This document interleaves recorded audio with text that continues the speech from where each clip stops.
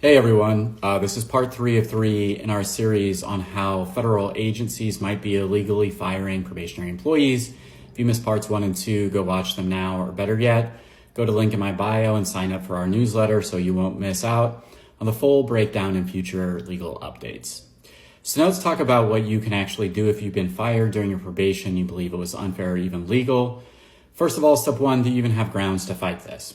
First, let's figure out if your firing could be challenged. Not every probationary termination is illegal, but if your agency let you go and you suspect it was part of a larger workforce reduction, disguised as a performance issue, you may have legal options.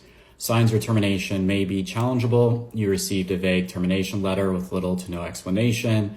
You had no prior warnings or negative performance reviews before being fired. Multiple probationary employees at your agency were fired around the same time, or your agency recently faced budget cuts, hiring freezes, or other layoffs. Your termination letter cites efficiency of the service, but lacks any real performance-based reasoning.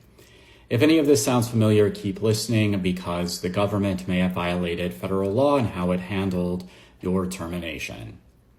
Step 2, you might want to file a complaint with the Office of Special Counsel.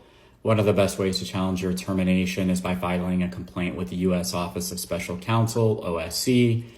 The agency investigates prohibited personnel practices, and in some cases, they've already stopped probationary terminations that they believe violated civil service laws. Right, here's why this matters. If your firing was really part of an illegal reduction in force, OSC may be able to intervene, just like they have already done for other probationary employees. How to file a complaint with OSC.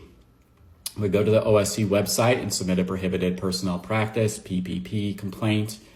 Clearly explain why your firing wasn't based on true performance issues and how it was part of a broader pattern. Step 3, consider filing an MSPB appeal. You have 30 days. Now this is really important. You may also have the right to file an appeal with the Merit Systems Protection Board, MSPB, but you only have 30 days from your termination date to do it. Many of you do not have this right though. So normally probationary employees can't appeal their terminations to the MSPB except in certain situations. And so that's something I think that, we're working on putting together, something that will help you know that, a video series I think that will help. This is going to be very complex stuff because it's not usually an issue. But key reasons why your case might qualify for an MSPB appeal include you believe your firing was politically motivated or violated the merit system. The agency ignored required RIF procedures and falsely labeled your termination as performance-based, or the termination involved discrimination, whistleblower retaliation, or other prohibited personnel practices. Filing an MSPB appeal is complex, but it's a powerful tool if you qualify. If you're not sure whether your case qualifies, I would suggest getting our video series. And you need to act within 30 days because once the 30-day deadline passes, you may lose your right to challenge the termination. So this is a particularly complex area, and so that's why we're putting together the video series. I would check the link in my bio if you want to get access to get on the list to know when we release it. It's very difficult to know what to do, how to proceed here. We're going to explain it as well as we can in the video series. I think most probationary period federal employees who want to challenge it would go to the OSC, right, make a request there and try to file a complaint with the MSPB, but jurisdictional issues are going to arise. And so we kind of want to explain that in the training. Also soon I will finish looking into, I think, 2 groups that are working on potential class actions in this area and refer people to those.